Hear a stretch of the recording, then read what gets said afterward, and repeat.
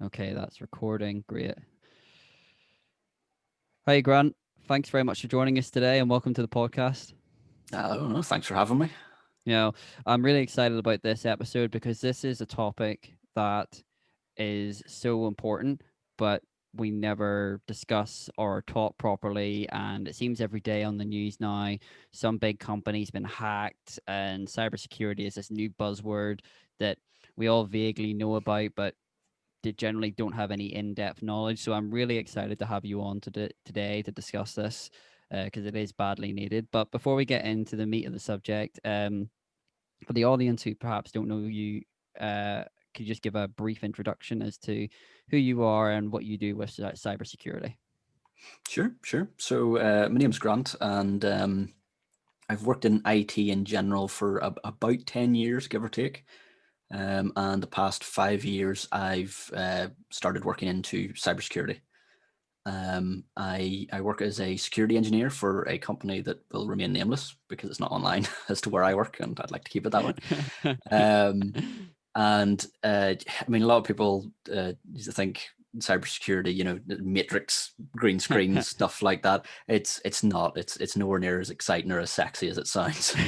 But that's what I do. I work on the defense side of things, trying to stop attackers getting into companies. And I also run a small YouTube channel where I do lots of weird things, but some of them are cybersecurity related. That's really good to hear, and especially at the end, we'll definitely be asking where the audience can find you for more cybersecurity tips. But something I just want to touch on there is, it almost feels like today that it's a war. It's just a never-ending war between the hackers and I don't know what the defense equivalent of a hacker is, like a cybersecurity protector, guardian. Pick your preferred pick of name, but I'll take any of them. They sound yeah. far more interesting than Yeah, um, but yeah, it yeah. does seem like this is only going to get become maybe perhaps more common or more intense, and more sophisticated. We're now hearing about state actors now using cyber as an actual method of warfare, and this is where I think we really need to start tearing the subject apart and in layman's terms, understand what we're dealing with here, especially when a lot of our lives are online. You take all your social media, all your banking details, your internet, everything it's almost as the majority of our lives are online. And the fact that we're so clueless, I know I am, on security. Like, I do my best, I try, really try, but I think if I'm totally honest, and if we're all honest with ourselves, we could definitely do better on the cybersecurity front. I mean, like, we don't leave our homes unlocked at night. We don't just randomly give out our personal details to random people in the street. But the moment we go online, the amount of people who don't have antivirus, who just randomly will give all their information on their social media. It's a bit baffling and sometimes a little bit scary as well. But let's get stuck into this, and I'm really interested in what you have to say. So my first question is, and it's a simple one: what is cybersecurity? Because it's this buzzword that's thrown around, but then beyond the buzzword, we kind of go, "Oh, that's for like the really smart people who know the lines of code and the matrix and the stuff like that." But in layman's terms, what is cybersecurity? So it depends, and I know that's probably not the answer that you wanted. Yeah, well, But it's better to be correct and nuanced and give a yeah, realistic. Yeah. yeah. It's not a complicated topic. You said there, people who are smart and know lines of code and stuff like that. I really don't know how to program that well, so you don't need to know the lines of code really. And as I said, it depends on what context you mean cybersecurity. For a company and a business, cybersecurity is a big thing, and you have, depending on the size of the company, lots of employees who do very specific things. But for like a general person, it's sort of like what you said. You don't leave your car unlocked, and it's the same principle but just online. Cybersecurity for a general person is just locking the door behind you. Don't leave your social media profiles open to the world, and sharing your uh, every aspect of your life to anyone who'll look, because that's what attackers look for. So it's yeah, it very much depends on on who you are as to what cybersecurity means. But honestly, it's just taking a second look at an email. It's as simple as that. Just going, does this sound too good to be true? If Domino's are offering you free pizzas on Facebook if you like and share their thing, it's like, well, are they really? Or is Yeah. this someone pretending to be them? It's just that's all it is. As you said, it's a buzzword and it gets thrown around a lot. But for a general person, it's really not that complicated. It's just, you know, um, an element of common sense is what a lot of people say. I disagree with that, because it's common sense to someone like me who works in that area, but to someone who doesn't, it's a completely foreign concept. So you have to have things like this where you're talking about it and teach people how to do these things. Yeah. That's really good, because that to me has suddenly demystified it. It's now no longer this thing that's in the shadows. It's something that, the ordinary person can take charge of and can utilize to better protect themselves and their families. Something I just wanted to ask about. Now, for me personally, I'm a bit of a private individual, hypocritical because I'm putting myself out here on a podcast and in the world and on the internet. But I would be probably quite a private individual in that on my social media, I don't share a great deal of personal information. I will, obviously my various likes and my various, I see the thumbs up there. For those on YouTube, you've seen that. For those who are just listening, there's a big thumbs up there. So I'm feeling good about myself. Um, but I do see people who, for example, and I'm not taking a dig at them. You know your own life better than I do, and you live the life the way you see fit. But for me, I see people who will say, like, who they're in a relationship with, where they grew up, what street they grew up on. They'll have, photos of their family and all these quite intimate details that if someone who doesn't have your best interests at heart could utilize and attack it's and steal that information, I'm kind of like, for me personally, I kind of go, well, it's all for me, I'm not comfortable putting that out there. But for other people who are doing that, is that maybe me being a little bit over the top, or is that you should never do that? Even if Facebook are saying, tell us where you grew up, or tell us this and tell us that. It's like, is it just, should this just be standard? No, there's no reason for people to know, or am I being a bit over the top with this? There's an argument for both cases. There are some companies that will need to know your location, like Yeah. somewhere who's going to post you something, for like Amazon, for example. But the likes of Facebook, do they really need to know where I live? Yeah. And do I need to? If they do need that information, do I need to make it public? Because a lot of social media Yes. platforms have the ability to, okay, you have that information on there, but you hide it. General public can't see it, things like that. And that information definitely should be hidden. If you think of, whenever you try and do a password recovery, Mm. and you get the security questions to confirm, it's like, okay, where did you grow up? What was your color of your first car? All of this is information that attackers look for so that they can do a password reset and get around your password and get in. So the less information you put out there, the better. As you said, it's up to everyone what information they put out, but it's just something to consider is, Yeah. do I really Yeah. need this information out there? Yeah, a little bit of just common dog then, yeah. So I think at least I'm hope I'm up to date on this. There was a little like um viral thing that went around. I think this was about 3 4 months ago, and it was like, oh, for a bit of fun, share this and see how much your friends know about you, or tell us all about it. It's like, what was the name of your first dog? Where did you grow up? What was it? And it was this list of about 30 Yeah. questions, and on the face of it, I'll be happy to admit I went, oh, that's kind of funny. And then I sort of thought about it, and I like, hold on a second, actually. That's, I know everything about you. And if I was a little bit, of an awful person, I could just suddenly go, right, well, try, if I know your email address, I can say I forgot the password. And then, all them questions to me were eerily similar to our password recovery thing. So I was like, crap. I'm glad I had this. I didn't do that, and Yeah. neither would I. But I did know quite a lot of people who did, and I was like, crap. I'm expecting to see a lot of "I've been hacked, so don't answer any messages from me" things on social media. Yeah. Is that like, because you hear of like there's a lot of sophisticated attacks, and you hear of like something so simple, especially if it's shared by someone, a friend you trust or something, Yeah. you know. Is there, apart from a little bit of critical thinking, is there anything, that can be done to, lessen your chances of falling prey to that sort of thing? I mean, lessening your chances of falling prey to it, not so much. You have to have a bit of sense to go, do you know what, what could be done with this information, or not even that, just why are they asking for this?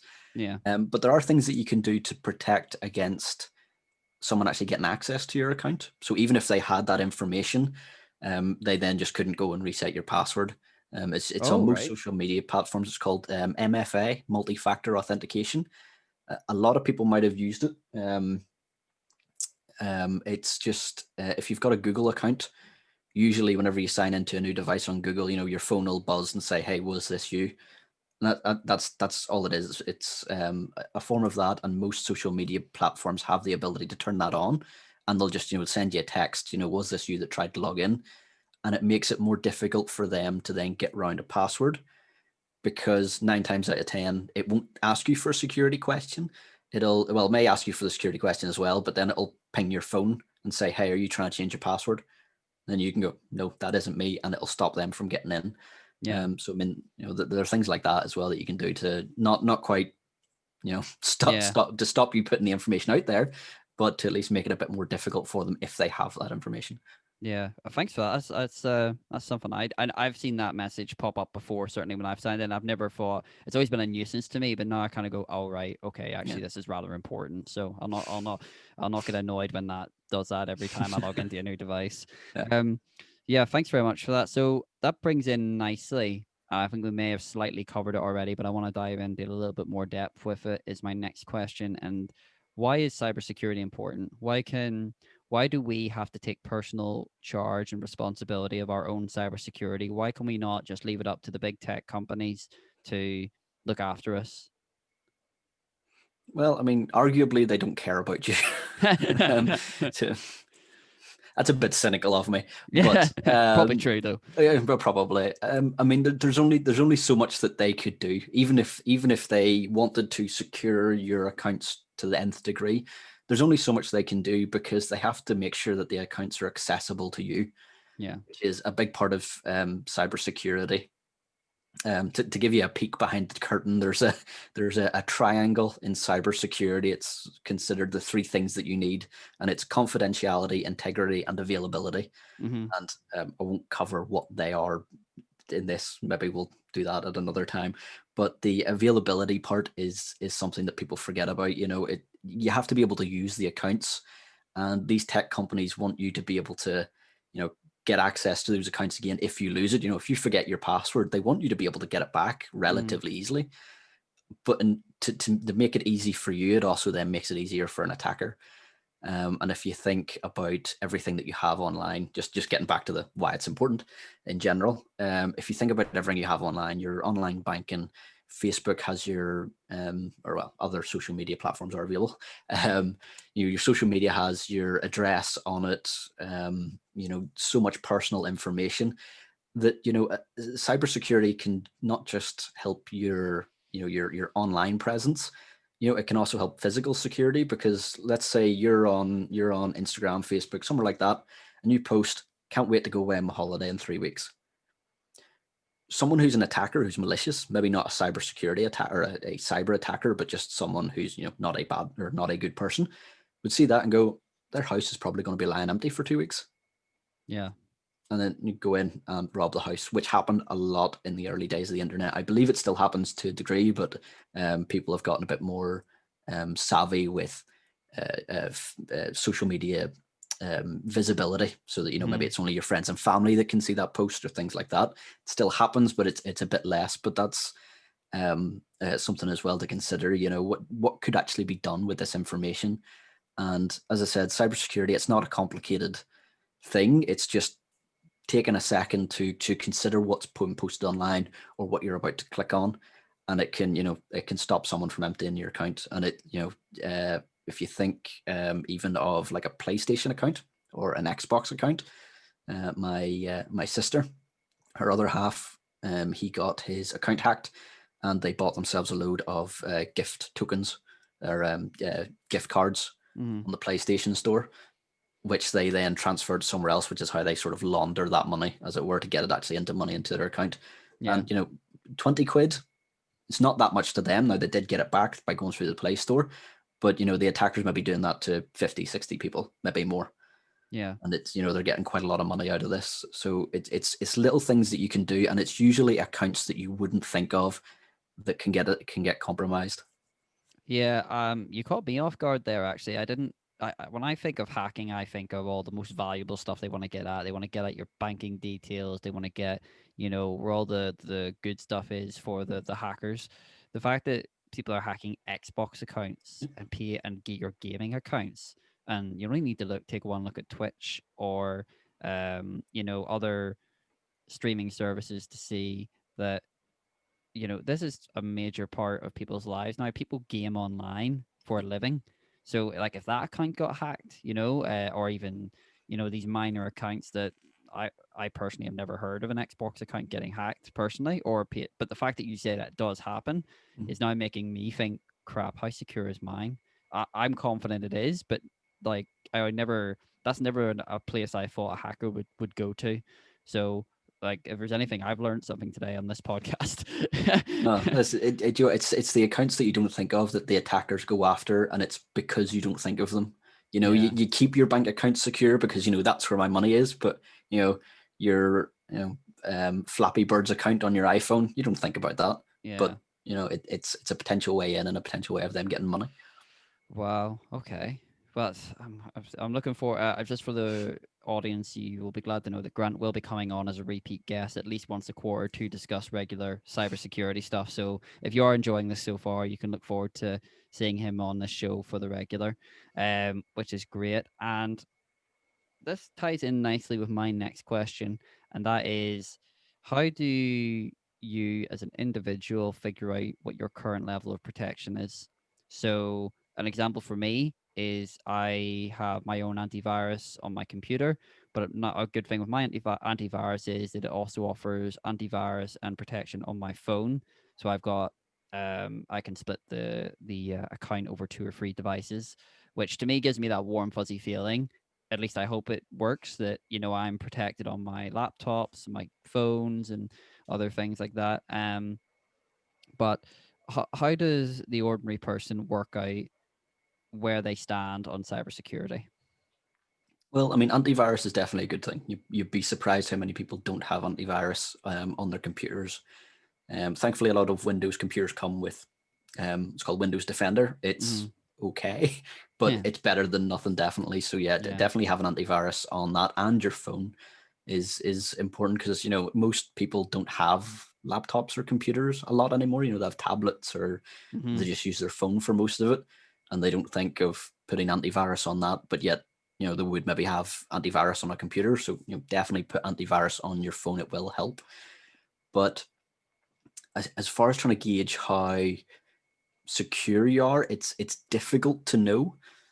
But I mean, if you have the likes of MFA, multi-factor authentication, sorry, if I say any acronyms and I haven't already explained them, please call me out. No worries. I do that occasionally. But yes, MFA, multi-factor authentication, which is the text to the phone or an app on your phone that you hit a button to say that it's you. That can definitely help. A big one, and if I am a regular guest on this, if you don't shout me down and say no, we never want to see that guy again, is they're going to be sick to the back teeth of me talking about passwords, and I can only apologize for that. But your password is your first line of defense on most accounts, and you need to have different ones for each account. It's a pain to manage, I know, but the easiest way to think about anything that you do for security is that if it's marginally more difficult for you, it is infinitely more difficult for an attacker. So the more steps you have to go through to log onto your account, they have to jump through a lot more hoops to try and break into it. So having a different password for each account is really, really vital. And if you can use random long passwords, that's just numbers and random letters, and you can get them using a thing called a password manager. LastPass is a good one, but I'll give Jonathan some links and stuff that he can put in the show notes for you for anything for that. But there is also a website called Have I Been Pwned? And what I know, one thing in cybersecurity, they are inventive with names. What you do is you type in your email address into it, and it will look through database dumps, which are basically what attackers get from companies. If they manage to break into a company or hack a company, they'll get a database dump which has usernames, potentially passwords, sometimes credit card information, things like that. And they will either sell these database dumps to other attackers, or in some cases they just release them publicly because that's what they do for whatever reason. But what this website does is it trawls through any known database dumps and it looks for any matches on your email address, and it tells you, okay, we found your email address in these leaks, and this is the information that was tied to it. So it'll tell you if your username and password was leaked or whatever else. And it can be a good way to, if nothing else, scare the bejesus out of yourself of how many leaks you may have, even from accounts that you may have forgotten about. I know my main email account, I think, has about 40 odd, or has been found in about 40 odd database dumps.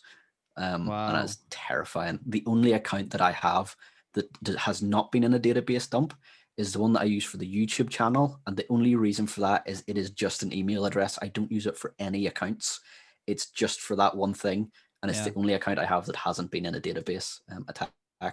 So, you can check that to scare yourself, but it can give you an idea of why having a different password on every different account is important. Because if they've got your password from say a Facebook, a Facebook leak, and use the same password on your Instagram, effectively your Instagram account's compromised as well, because it's the same password. So from one leak, they've got two accounts, and they just run a program that checks these. So they aren't even manually doing it. They run it and then go down to the pub, Yeah. So That's those are a few things. That's incredible. I didn't even know such a resource like that existed. So guess what I'm doing after the podcast? Yeah, it'll scare you. But it's good to know. As terrifying as it is, I'm one of them people of, I'd rather know. Ignorance is not bliss for me. I would rather look it in the face and go, this is awful. I feel genuinely awful at this information, but now I can do something about it. I can at least, affect the outcome somewhat, rather than just burying my head and hoping that I haven't been hacked. It's easy just to go, it probably hasn't been me.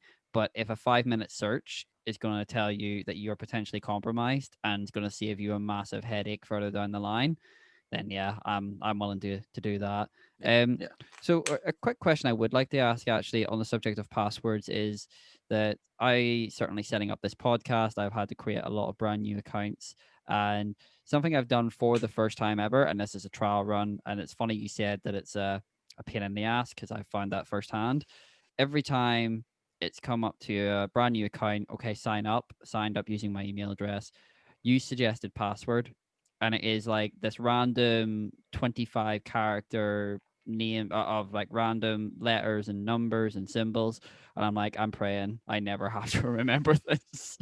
So I use suggested password, but in a way, maybe this is me being totally ignorant of the cybersecurity world. If it's suggesting that as a random number password, is there any way that hackers can just, like you said, put on a machine, let it run for a month, and it will eventually like come up with that password? If do you know what I mean? Yeah. If they're not having to manually do it, why not just like go through every possible number and every possible combination, enter, go down to the pub, and a week later they've got your password? Is that a thing, or am I? No, it's funny you should say that, because that is called brute forcing. Right. So it is. And it takes a long time to do that. And there's defenses against that. And that's part of, we were talking about the company that doesn't care about you. Yeah. That's one of the things that they can do that actually they do care about you. A good example is if anyone has an iPhone, whenever you type in the password wrong too many times, it locks you out for a few minutes. Mm-hmm. That's a form of brute force protection, and a lot of websites have that. If you type in the password too many times, you usually get the wee the wee captcha thing. I am not Yeah. a robot, Yeah. and that's what that's to defend against, Right. to stop Okay. them doing that. But even without that, let me see. So if, as long as you have a long, that's what having a long password defends against, because it's, oh, you're testing my cryptography knowledge here. I think it's 2 to the power. I can't remember. It's or sorry, it's not 2 to the power. It's however long your password is to the power of the number of keys on the keyboard.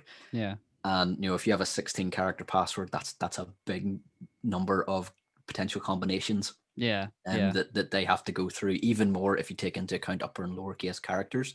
Yeah. So it takes a very, very long time to break if you have a decent length password. Yeah. So in that case, they'll just go, I can't be bothered with this. I'll just pick an easy target instead.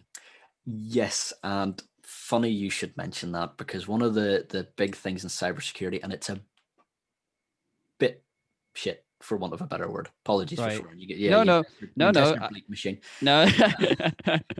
Um, it's sort of like being chased by a wild animal. There's a group of you, and you're being chased by a wild animal. Yeah. You don't have to be the fastest. You just have to be not the slowest.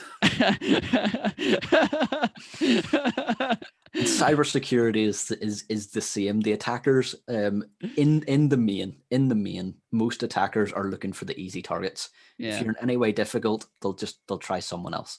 Yeah. Yeah. I know, I see what you mean. It's not a nice thing to Yeah. say, but it's a good analogy. I'm gonna remember Yeah. every time I log onto my computer now, and I'm thinking, am I got an animal behind me here? Yeah. That's exactly it. It popped in, do you know what popped into my head, going off on a tangent here? Yeah. That movie with Liam Neeson in it, and I cannot for the life of me remember what it's called. The one where he crashes in the plane in like the Arctic, and they just spend like a week getting chased by wolves, and it is a Oh, phenomenally good movie. But that's just instantly what I know popped the into one. yeah, Yeah. instantly popped into my head. So a bunch of hacker wolves chasing us. That's basically it. Yeah, very good. So uh, that again falls nicely into the final question in that now that we have at least, I hope, a foundational knowledge, or at least a decent, we're a little bit further on from where we were half an hour ago, 45 minutes ago, on our cybersecurity. Now that we know this, what's some basic tips we can do right here, right now, today, to improve our cybersecurity? Multi-factor Multi, authentication, yeah, MFA, is a big one. You would not believe how many attacks that can stop. right. It is a pain, as I've said. I actually had a trouble a while ago because I lost my phone, which all my MFA is linked to. Mm-hmm. And so I had to then go through and try and recover all of those accounts without my phone, which required a lot of speaking to people and all that. But Mm-hmm. as I said, the more difficult it is for you, it's a lot more difficult for an attacker. Mm-hmm. Secure and unique passwords for each of your different accounts. Managing that with a password manager like LastPass, it's free, and you can share passwords with family members and stuff like that. If you've got joint accounts, there's an app on the phone and it auto populates and fills a ring. So LastPass is quite good. There are others. Keeper is one that I use, but you have to pay for it. Yeah. But I pay for it because I work in the field and it looks nice. That's the only reason I use Keeper over LastPass, is I prefer the look of it. So Each to their own, isn't it? yeah, well, that's it. So yeah, passwords, MFA, and the big one is to, it's going to sound bad, think. Yeah. Sounds bad, but whenever you get an email that says, lovely ladies in your area want to meet up, I mean, we can tell that that's a scam. Believe Yeah. me, I've checked; they never show up. Um, you know, Sorry, I love that joke. It's a good So, joke. just think about it. Whenever you get an email is a big one, because a lot of scams come through email or Facebook Messenger and stuff like that. Yeah. And if you get something that says from one that went around a while ago was like from the DVLA, I got which that one. That was very, very convincing. very good, That very very convincing. I sort of thought the only reason that I don't want to say I didn't click on it, but I sort of went, hold on a second. I think it was telling me my MOT is up. And I was Yeah. like, I know for a fact my MOT is not up, and I'm not going to click on that. If the DVLA have a problem, they can call me. So I just Yeah. deleted it. And But it looked so convincing. yeah. Well, that's exactly it. The way that I look at it, a lot of stuff like that, like DVLA, land and property tax, the Yeah. place you pay your rates from, Yeah. they send ones out, and generally whenever I get emails from that, I look at it and go, they'll send me a letter. Yeah. So that's my first check for anything government related. If the email comes in and it's like they'll send me a letter. If they're really looking at me, they'll put something through the door. Yeah. But for other things like there was a DHL email that was going around saying your parcel's been delayed. Click here. Mm-hmm. Well, for one, think okay, am I actually expecting anything? And Yeah. you'd be surprised how many people click on links and was like, oh yeah, I didn't think I was actually expecting any parcels, but I wanted to check and see. Yeah. And that's your first flag is okay, if I'm not expecting anything, what do I need to do with this?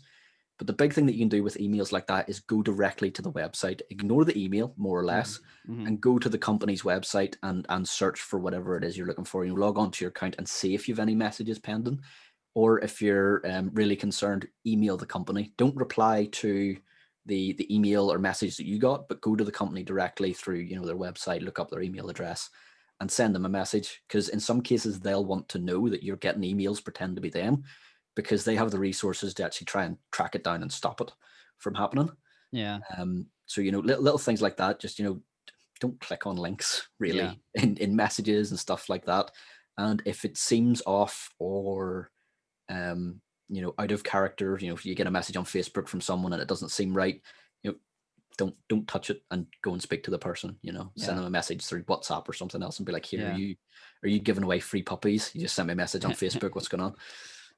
We things like that just to put a bit of skepticism on everything. Yeah, that's a healthy bit of skepticism with everything's always good. I know I said that was the last question, but what you just said triggered in my mind a couple of more questions, if you don't mind. Sure, work away. Yeah. So with emails, when you receive an email and it's like, again, DHL or the DVLA, if someone's emailing you, is that a surefire sign that your account has been compromised in a data dump? Like the fact that they have your email address, does that mean that email address is guaranteed compromised? The fact that they can reach you in the first place? Yes and no. I mean, if you've had an email account for any length of time, odds are it's been leaked somewhere. Right. They happen all the time. Okay. And there's not much you can do about it when they are leaked. Now, companies do have to make you aware of it if banking information or other personally identifiable information is leaked. By law, they have to let you know about it. Not all of them do. But if you've had an account for any length of time, it's probably going to be compromised. But that isn't the only way that attackers get information. They can also get it almost legitimately. So a lot of companies in their T's and C's, whenever you sign up for an account, they'll say we're allowed to share this with our partners or do whatever with the email or the information that you put in. There's a lot of Facebook like games or other such things that whenever you sign up to, so it could be even just something like, oh hey, I'm having a competition, sign up here and you might win a Alexa or something like that, and you sign in. It could be that competition is just fabricated. It's not actually real, and all they're doing is just gathering a list of email addresses off people. So there's things like that, especially with a lot of free services. They will just sell your email accounts, a whole list of them, to whoever's buying. So that's another thing to think of, is whenever you're signing up for an account for whatever service, if the service is free, you might have to think to yourself, okay, why is it free? How are they making the money? And in some cases, it can't just be they've got ads on the website, which is fair, they're making revenue that way. But a lot of cases they're selling email accounts and other information. Yeah. A quote I came across recently, which hit me quite hard actually, was if the service is free, you're the product. And Exactly, and I was exactly. like, crap. Yeah. So yeah, that made me do a big think. And my final question on email is, and a stupid question alert potentially here, but if No you, such thing. Only yeah, stupid answers. yeah, that's true. So let's say, for example, that you aren't, you click on an email and you immediately like, oh crap, this is, uh, a hacker or something. Is just clicking on the email allowing them access, or do you have to click on the link they've provided? It depends. Yeah, again, depends. Yeah, I love the So nuance. yeah, it's good. It's the detail I'm a stickler for. So usually most attacks, you have to click on a link, and usually an efficient attack that likes of a general person will get, they're usually harvesting passwords. So Yeah. whenever you click on a link, they'll take you to some web page, and it'll either potentially try and install some software on your computer to a virus to collect information, Mhm. or it'll just take you to like a login page. It'll look like a Microsoft login page. You type in your email and password, then they capture it. Yeah. It's mocked up to look that way. There are attacks that they can do where you opening the email can run some things. Mm-hmm. It's usually based off macros, and don't worry about its technical jargon. It can, but it's not very likely for Joe Blogs, because they're most email servers will, or most email, so like Gmail, Outlook, things like that, they'll have inbuilt protections against stuff like that getting through. And to make something that's able to get through those filters, it takes a long time and a lot of effort. So those types of attacks are usually more, for a company. Right. Someone's trying to get access to a company and they're determined to get that company. Yeah.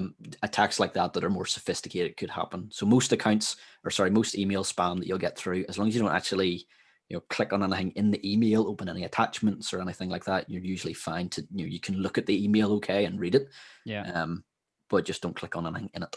Right. Okay. That's good to know, because I think it was a couple of years ago. I do remember I clicked on something, not really paying much attention to it. Went, oh my gosh, this is quite clearly, Yep. untoward. And I'm like, I ran a full virus scan. There was nothing there, but I always, at the back of my mind, I was like, do I just have to click on the email for it to get through or something? So yeah, that's good to know. So that's the end of my questions, but we did have a lot of interest in this particular episode when I announced that it was happening. And I know you fielded some questions as well, and we do have some questions from the audience. So our first question is, how can you tell if a website is genuine and secure, especially if you're buying goods from them?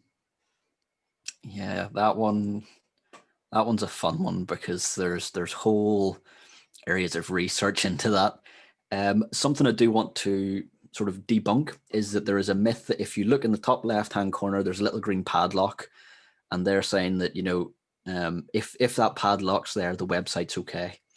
It's not the case.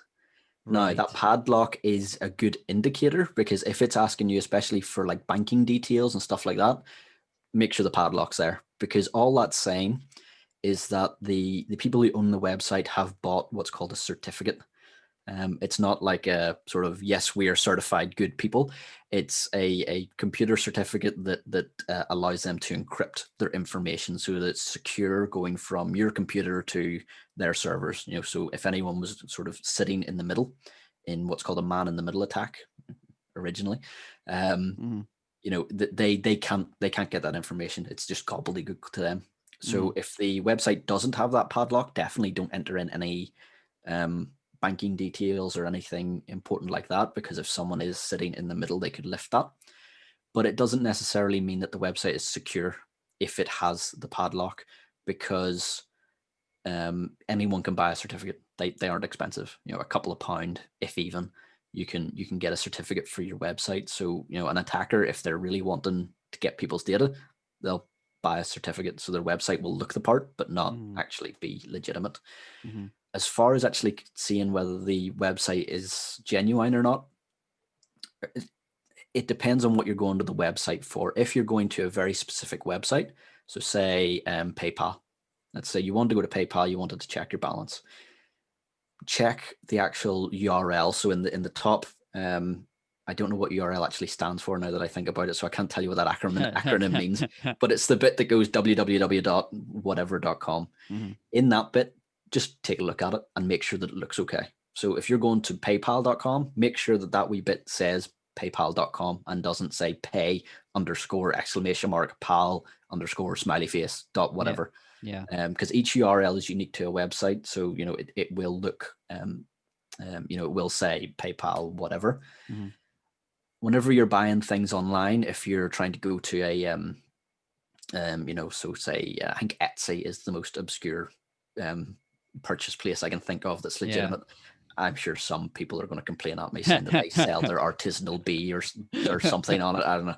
So first one that popped into my head. So I apologize for anyone who makes money off Etsy. But let's say you were going to Etsy and this was the first time you'd heard of it and you weren't sure whether you should trust it or not. Mm-hmm. One thing you can do is Google the company. So look for reviews on it, because if the company itself is dodgy, they're going to have scammed someone, and odds are that person's going to have complained about it somewhere. Mm-hmm. On their own website, don't trust the reviews, because they could be fake. They could just be keeping good reviews. They could be typing them themselves, or just removing anyone who complains. Mm-hmm. So go back to Google. Look, okay, Etsy. Is it okay? Google is something as simple as that, and have a look and see whether anyone's actually complained about the website to say, yeah, I bought XYZ, never arrived, they took my money. Yeah. And the last thing you can do is make sure that if you are buying something online from a website you're not sure about, honestly, if you're not sure about the website, I wouldn't buy from it. If your gut's telling you this isn't right, I wouldn't. But if you want to have that extra level of security, make sure you use something like PayPal. Yeah. Because PayPal will guarantee that you'll get your money back if you are scammed. Mm-hmm. If you have multi-factor enabled, see how we keep coming back to that multi-factor. Yeah. If you have that enabled, if some websites will put a front up. So if you say, okay, I want to pay through PayPal, they'll sort of put up a fake PayPal string to get your password. Yeah. That can happen. Right. If you have multi-factor enabled, it doesn't matter if they've got your password. Well, it does, but they can't get access to they can't get access to your account right away, and you'll start getting pinged on your phone to say, hey, are you logging in? And then you can go in, change your password, and you haven't been compromised that way. Mm-hmm. So generally trust your gut. If you think the website is a bit iffy, I wouldn't touch it. I would go somewhere else. Yeah. And use Amazon or Etsy or other marketplaces are available. Yeah, fair enough. Thanks very much for that. I certainly learned a lot in that one. The green padlock thing blew my mind. That, to me, I look at that and I go, "Oh, you're sound. Okay, no more." Yeah, so it's not the case. Oh, and also on the flip side of that, just because a website doesn't have a padlock doesn't mean it's inherently dodgy. A lot of blogs and stuff, depends how much people who are into IT will be on blogs, but some websites, if they're just having text on them, they don't really have accounts, it's just informational or whatever else, they don't really need to be encrypted, so why would they pay the money for the certificate? Yeah, that's really good to know. Thanks very much for that. So next question from our audience is, can data be safe with cloud services? Can you guess what I'm going to say here? It depends. It depends. So, I mean, it depends. So, one of the concepts in security is assigning a value to the information or the data, because there's no point spending £1 million to secure data that's only really worth 100. And I know in a personal environment, in a business, it's very easy usually to make those equations. There's teams that sort that out for you and work out how much data is worth. Yeah. As a person, it's difficult to assign value to it, but generally cloud providers, they are usually very secure. Most compromises that come from a cloud provider are down to your password being insecure or being leaked somewhere else and they get access that way. Yeah. So usually the actual systems that the cloud providers have are secure enough that you're not going to get compromised. However, there is the argument, and I say this a lot all the time, the only way to keep something safe on the internet is to not put it on the internet. Right.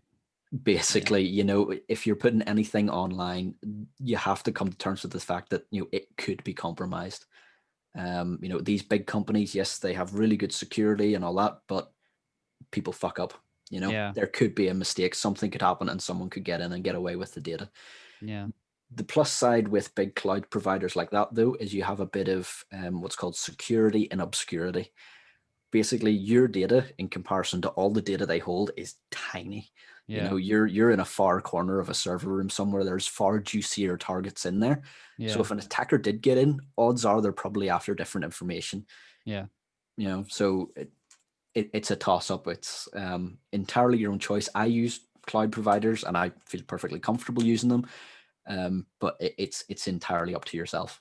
Yeah. That's really good to know. Yeah.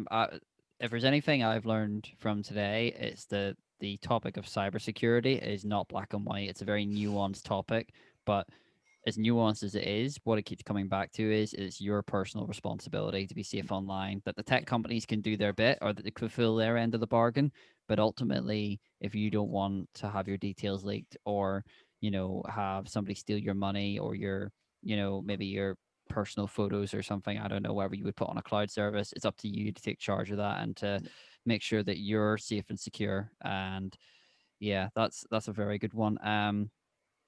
So our next question from the audience is all these new Wi-Fi devices on the market, so doorbells, light bulbs, etc. Are there any security risks associated with them? Can I assume what you're going to say next? Actually, you would be wrong. All right. Yeah, the short answer is yes. There are security risks, but whether those security risks are important, can you guess what I'm going to say? Yeah. It depends. Right. So, as I'd said, the security of things usually isn't what you think. What you think is going to be the biggest problem of your system usually isn't what the attackers are going to actually attack or going to use it for. Mm-hmm. All these cloud devices like your Ring doorbells, your Alexas, your home hubs, all that stuff, they can potentially add effectively a tunnel into your network for an attacker to get in. Mm-hmm. But you would have to ask yourself, okay, well, why would they want into my network? What's actually appealing about getting in and getting onto my laptop, when really there's probably easier ways to get a general person's details. Yeah. If they're after your banking details, they would probably just send out a series of phishing scams and stuff like that to try and get access to your passwords that way. Mm-hmm. Going in through an IoT device is, I mean, depending on the IoT device and depending on whether you keep it up to date, it can range from easy-ish to quite difficult. Mm-hmm. And, in most cases, an attacker is not going to bother spending the time. They'll try and find an easier target, or they'll try a phishing scam. Yeah. So there are security risks with it, because the more IoT devices you add, if you think about it, that device is then going out to the internet, going out to its home server to, whether if it's using Alexa, it's checking with the AI. If it's a security camera, usually it's going out to the cloud so that you can access it wherever. You can check it from your phone. You don't need to be on your home network to see the security camera. That's because it's going back to its home server, and it's being stored there. Mm-hmm. So all of those things are tunnels out and into your home networks. They do add a bit of a risk, but as again, for a general user, there are easier ways to attack you. And if someone isn't actively targeting you, which is very rare for a general person, usually active targeting happens because you work for a company and they want to attack that company, not you specifically. Or if you're a social media influencer or something like that, or you're online and stalkers and stuff like that, then you might get more targeted. Mm-hmm. But in the main, for a general user, an IoT device isn't really going to cause a massive increase in security issues. There are things you can do to secure it. I'll not cover them now because I think that would be a whole topic in of itself. Yeah. But there are things that you can do to help minimize the risk if you are concerned about it. Yeah, that's definitely an episode we'll have you on in the future, and how to secure your Alexa devices and your all these tunnels that you speak of into Sure. your network. Um, Although I do have a quick question. I recently invested in a mesh Wi-Fi. Mhm. So for the audience who don't know that, you've got your router, and Grant can correct me if I'm wrong, but obviously if you have it at one corner of the house, at the other end of the house, it's the signal's not going to be as strong if you were standing right beside it. Whereas the mesh Wi-Fi spreads the signal out evenly over the house. Now I did a bit of research with mine, and mine comes with built-in antivirus. Um, Now, to me, correct me if I'm wrong, what I'm getting from this talk today in cybersecurity is it's a bit like an onion. The more layers you have, the more difficult it is to get to the core information, the less likely you are to be attacked. So for me, like the first line of defense into my home is my internet, but it's got, you know, the built-in antivirus. And then I've got my computer with its own, again, and my phone with its own dedicated antivirus. And then I've got my, you suggested passwords with its 25 long characters and upper and lower case and stuff. So I would imagine, at least I'd hope that I would be a harder target to hit and try to attempt to steal from than potentially some other people. Would that be a correct? Would that be a correct assumption? Yeah, definitely. I mean, actually, you're talking about layers there, and it's a valid point. If some of the current situation that's going on in the world at the minute, you Yeah. may have seen the image of the Swiss cheese model Yes. that people have been talking Yes. about. Yeah, that was stolen from cybersecurity. that's I have seen that model years ago. So I'm sure it's probably used for other things as well. Yeah. But it applies for cybersecurity. You know, the hole that you've got in your first layer of defense might be caught by the second or third or fourth or whatever. And the idea is that by the time you get to the end, there's nothing to very little that gets through. Yeah. As you said, your mesh Wi-Fi has it says antivirus. I would hazard it's probably more of what's called a firewall. Yeah. Okay. Yeah. A lot of people, a lot of devices turn to the phrase antivirus because it's easier for people, general people who aren't in IT Yeah. to understand. It Yeah. protects your system. Whereas in IT, we use the term firewalls, but people think of firewalls as big technical boxes and stuff, and they're Yeah. not. But yeah, effectively, they're just that extra layer of protection. So yeah, I Yeah. mean, as you say, the more you've got, the better. Perfect. Okay, that gives me a warm, fuzzy feeling inside. Um, our next question from the audience is: can you ever be totally secure online? No, That straight up answer. I like that you can't that's be. But then I no, suppose that ties in with the previous answer as well of make it as difficult as possible. You can't be secure when you go into this big bad world of the internet. In fact, that's not fair. The internet can be a good and a bad place. It's a tool, but you've got to utilize it correctly and protect yourself correctly. Would that be correct? exactly. It's funny. My wife and I, she's in cybersecurity as well. And we were talking about the internet and the regulations, and we sort of compared it to the Wild West at the minute. The laws and regulations and policing and stuff just hasn't caught up with it yet. It's getting Yeah. there, but it hasn't caught up with it yet. So people are just, like the Wild West, sort of home law, doing, whatever they can get away with, basically. Yeah. It is getting better, but yeah, it's one of those things you have to take responsibility for your own security, and do those steps to try and make sure that you're not an easy target. Yeah. I wonder what the equivalent is of that classic cowboy scene where the town empties and there's the two shooters in the street and the tumbleweed goes by. Well, what's the cyber equivalent of a tumbleweed? Yeah, Yeah, that's a yeah, that's a yeah, that's a question for another podcast episode. yeah. um Yeah. and so this is an interesting question I'm about to ask because this is going to touch on another episode that you're going to come on and do about a career in cybersecurity. So if you have ever thought about a career in cybersecurity, or even this episode has piqued your interest in the fight against hackers, then Grant will be coming on again in the future to discuss a career in cybersecurity, what that looks like, what it involves, and what you can look forward to in that career. But we'll touch on it very briefly. So, another question from the audience: what do you think is the best way to have qualifications to get into cybersecurity, and what is involved, or what different branches of it are there that you can work in? A lot. a lot. So it's not it's not a very singular black and white career path. There No. it's quite varied in Yeah, its definitely. application. Definitely. So on this side of cybersecurity, actually, you'd mentioned at the start what you call a cybersecurity person. Actually, there is an answer to that. They're called white hat hackers.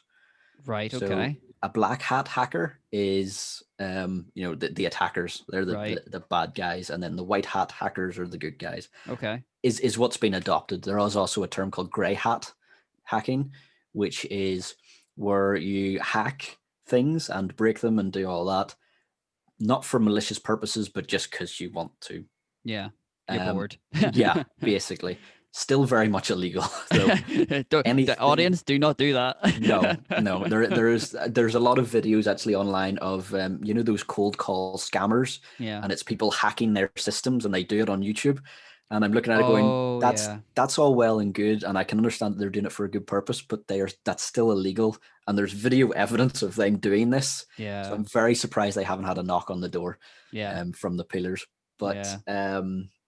sorry, getting back to the actual topic at hand, cybersecurity in the role can sort of be broken down into two chunks. There's red team and blue team, and there's a bit of rivalry between the two. Red teaming is what most people consider cybersecurity and hacking. Usually, they consist of pen testers, so people who actually try and break systems legally with permission, of course. And then blue teamers are on the defense side, which is what I do, and Mhm. that's trying to protect the systems and make sure that they're secure in the first place. So there is a bit of rivalry between red teamers and blue teamers. Of they come in to break the system and we try and keep them out, and then they give us a report saying this is how we broke your system, because Yeah. they will. You can never, with the best will in the world, you can never have a 100% secure system. So then they'll come and give you a report and say, hey, this is how we got in, and then it's our job to then go and fix it, and Yeah. also try and prevent those things from being there in the first place. But yeah, there's so many different branches under blue team and red team that you can go into, from application security, network monitoring. um, yeah, I'm starting to go into, yeah, I could break down what network monitoring is, Yeah. what application, but that we'll leave that maybe for the later episode. um, but yeah, there's so many different branches to it, and it's probably hard to know from the outside of cybersecurity which one you might actually enjoy. So um, if you're in uni, you're laughing. If you're in uni and you're considering a job in cybersecurity, get a placement somewhere, or most places have paid internships and stuff. Go do that and just get experience in the different fields, and you might find which one you actually enjoy. If you work in IT but not specifically security, I would argue that you do work in security. You're a blue teamer, because anyone on the inside of the fence should be doing security things. Mhm. If you don't work in IT at all and you're trying to get into it, it's tough. I'm not going to lie. You're going to have a hard time getting in. Not impossible by any means. Don't mean that to dissuade anyone, but your best bet's probably to try and look at certifications. So try and get a good starting one is the CompTIA Security Plus. It'll give you a really good bedrock, and if you go into any company looking for a junior position or thereabouts in a cybersecurity field, if you've got the CompTIA Plus, you'll be well suited um, to get into it. But Perfect. we can go into there's a whole lot more to that we can talk about in the Yeah, next one. I personally am very interested, because the fact that this has blew my mind, that there's red team and blue team, and it generally sounds like a little bit of fun. Like there's this rivalry and stuff. It's quite good. Yeah. But yeah, thank you very much to the audience for those questions. Really appreciate it, and you can look forward to more Q&As when Grant comes on. He's going to come on at least once a quarter. At the very least, and obviously depending how this goes on and people go, actually no, we really want to get stuck into cybersecurity because this is a big part of our lives. I'm sure me and Grant can sort something out. Yep. But yeah, that's covered everything today. This is for you, hopefully, has been a good introduction to cybersecurity. And I know I certainly have gotten a lot from it. So massive thank you, Grant, for coming on and having a chat about this topic, which, again, prior to this episode, cybersecurity was just a buzzword for me. Now I'm feeling, a little bit confident that I'm hopefully secure, but I know there's areas I certainly could improve. But yeah, this has been very valuable for me, and I'm sure very valuable for the audience as well.